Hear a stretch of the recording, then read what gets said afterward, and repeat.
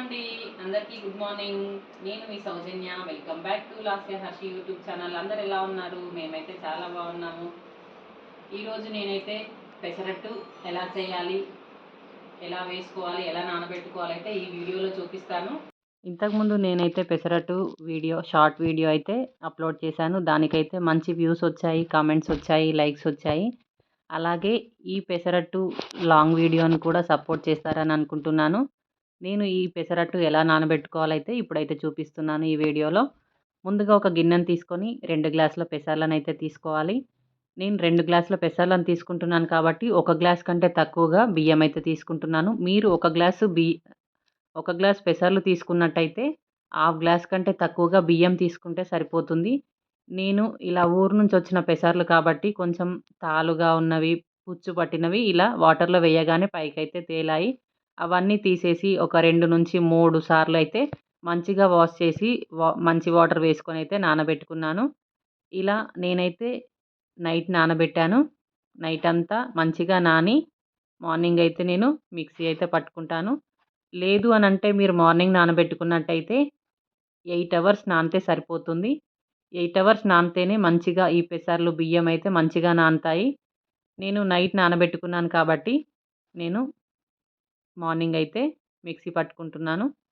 Mixie జార్‌లో వేసి mixie పట్టుకోవడానికి పెసర్లు, బియ్యము కొన్ని కొన్నిగా వేసుకుంటూ మిక్సీ అయితే పట్టుకోవాలి. ఇప్పుడు ఈ పెసర్లు, బియ్యము వేసిన తర్వాత దీంట్లోనే మిక్సీ జార్‌లో ఒక స్పూన్ జీలకర్ర, చిన్నగా కట్ చేసి పెట్టుకున్న అల్లం ముక్కలు, అలాగే 3-4 పచ్చిమిర్చి, రుచికి సరిపడా సాల్ట్ అయితే వేసుకోవాలి. ఇవన్నీ వేయడం వల్ల ఈ పెసరట్టుకి వీటితోని చాలా టేస్ట్ అయితే వస్తుంది. ఇవి వేయకపోతే నార్మల్‌గా దోస తిన్నట్టుగా అనిపిస్తుంది. ఇలా వేస్తేనే పెసరట్టు చాలా బావుంటుంది. ఇలా మెత్తగా స్మూత్‌గానైతే మిక్సీ అయితే పట్టుకోవాలి. అంతా ఇలాగే పట్టుకుంటే సరిపోతుంది. మనకి ఇవి ఎక్కువగా నానతాయి కాబట్టి ఎలాగైనా స్మూత్‌గానే అవుతుంది పిండైతే. మనకి సరిపడా వాటర్ వేసుకుంటూ మిక్సీ పట్టుకుంటే సరిపోతుంది. పిండి అయితే మొత్తం పట్టడం అయిపోయింది. పిండికి మూత పెట్టుకొని పక్కనైతే పెట్టుకున్నాను. ఇప్పుడు నేను పెసరట్టులోకి చట్నీనైతే ప్రిపేర్ చేసుకుంటున్నాను. ఎలా ప్రిపేర్ చేసుకుంటున్నానో ఒకసారి ఈ వీడియోలోనైతే చూడండి. ముందుగా ఒక గిన్నెనైతే పెట్టుకొని దాంట్లో కొంచెం ఆయిల్‌నైతే వేసుకున్నాను.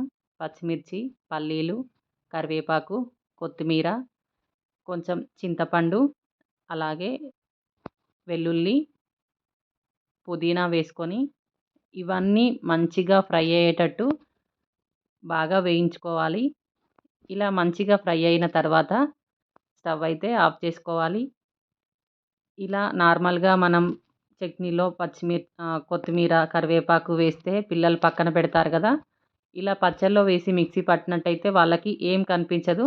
టేస్ట్ అయితే చాలా బావుంటుంది. ఒకసారి మీరు కూడా ట్రై చేయండి. ఎలా వచ్చిందో నాకైతే కామెంట్ బాక్స్‌లో కామెంట్ చేయండి. ఇప్పుడు నాకు ఈ పల్లీలు, పచ్చిమిర్చి అయితే చల్లారిన తర్వాత నేనైతే మిక్సీ జార్‌లోనైతే వేసుకుంటున్నాను. దాంట్లోనే కొంచెం జీలకర్ర, పచ్చిమిర్చి వేసి మిక్సీ జార్‌నైతే పక్కన పెట్టుకొని పోపునైతే ప్రిపేర్ చేసుకుంటున్నాను. ఈ తాలింపు కోసం ముందుగా అదే గిన్నెలో నేను కొంచెం ఆయిల్‌నైతే వేసుకొని జీలకర్ర, ఆవాలు, ఎండుమిర్చి, కరివేపాకు వేసుకొని తాలింపైతే వేసి పక్కన పెట్టుకున్నాను. ఇప్పుడు మనం మిక్సీ జార్‌లో వేసుకున్నవన్నీ మిక్సీ అయితే పట్టుకుంటున్నాను. ఇలా కొంచెం బరకగా గ్రైండ్ చేసిన తర్వాత వాటర్‌నైతే వేసుకొని మనకి తగినట్టుగా వాటర్‌ని వేసుకొని మిక్సీ అయితే పట్టుకోవాలి. నాకు ఇప్పుడు మిక్సీ పట్టడం అయితే అయిపోయింది. నేను ఈ తాలింపు పెట్టి పక్కన పెట్టుకున్న దాంట్లో ఈ చట్నీనైతే వేసుకున్నాను.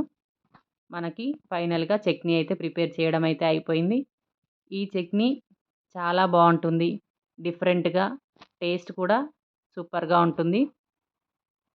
నేను పెసరట్టు కోసం ముందుగా పక్కన పెట్టుకున్నాను కదా! దాంట్లో మనం వాటర్‌నైతే చూసుకుంటూ వాటర్‌నైతే కలుపుకోవాలి. ఈ దోస పిండి కంటే కొంచెం తిక్కుగానే ఉండాలి ఈ బ్యాటర్ అనేది. వాటర్‌నైతే చూసుకుంటూ వేసుకొని పిండినైతే మంచిగా కలిపి పక్కన పెట్టుకోవాలి.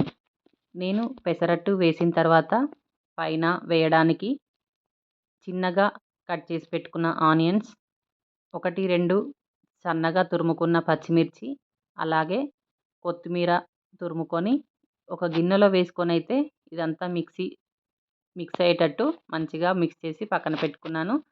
ఇప్పుడు స్టవ్ పైన పెసరట్టు వేయడానికి ప్యాన్ అయితే పెట్టాను. ఈ ప్యాన్ హీట్ అయిన తర్వాత ఆయిల్ అయితే అప్లై చేసుకుంటున్నాను. ఆయిల్ వేసిన తర్వాత టిష్యూతో కానీ ఇలా బ్రష్తో కానీ ఆయిల్ మొత్తం ప్యాన్కి అయితే అప్లై చేసుకోవాలి. ఇలా ఆయిల్ అప్లై చేసుకున్న తర్వాత మనం కలిపి పెట్టుకున్న పెసరట్టు పిండి ఉంటుంది కదా, ఒక గరిటెడు అయితే సరిపోతుంది. ప్యాన్ మొత్తం వచ్చేస్తుంది. ఇలా గరిటెడు పిండినైతే వేసుకున్నాను. రౌండ్గా పల్చగా అనుకుంటే సరిపోతుంది.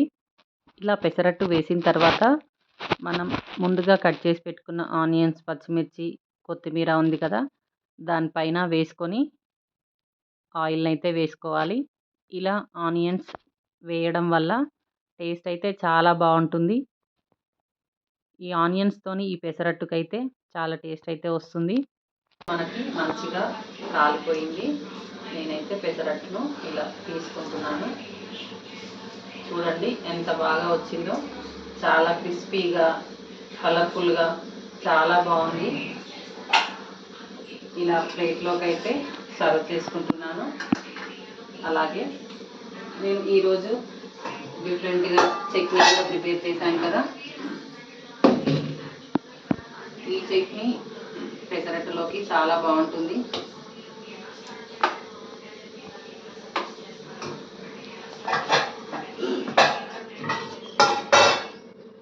ఇలా చట్నీ పెసరట్టు ఇప్పుడైతే మా ఆయనకి ఇస్తాను నేను.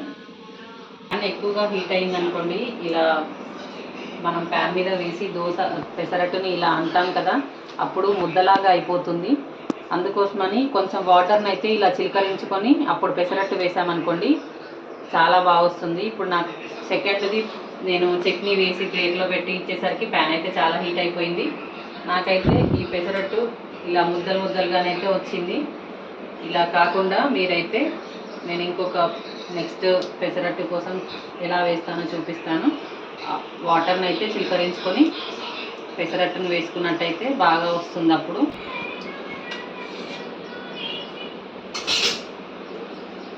ఇలా ప్యాన్ హీట్ అయింది అనుకోండి, కొంచెం వాటర్ని తీసుకొని ఇలా వాటర్ని చిలకరించుకున్నట్టయితే మనకి ప్యాన్ కొంచెం కూల్ అయి మంచిగా పెసరట్టు అయితే మంచిగా వస్తుంది. ఇప్పుడైతే చాలా పల్చగా వచ్చింది. ఇలా వాటర్ ఫిల్టర్ చేయడం వల్ల మనకి ప్యాన్ చల్లగా ఉంది. ఎంత పల్చగా కావాలంటే అంత పల్చగానైతే పెసరట్టు అయితే వస్తుంది. అలాగే అన్ని పెసరట్లు ఇలానే వేసుకుంటే సరిపోతుంది, చాలా బాగా వస్తాయి. మా పెసరట్టు వీడియో ఎలా అనిపించిందో please like, share and subscribe. Thanks for watching.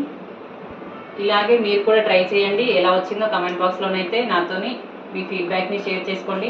Okay అండి, థ్యాంక్ యూ.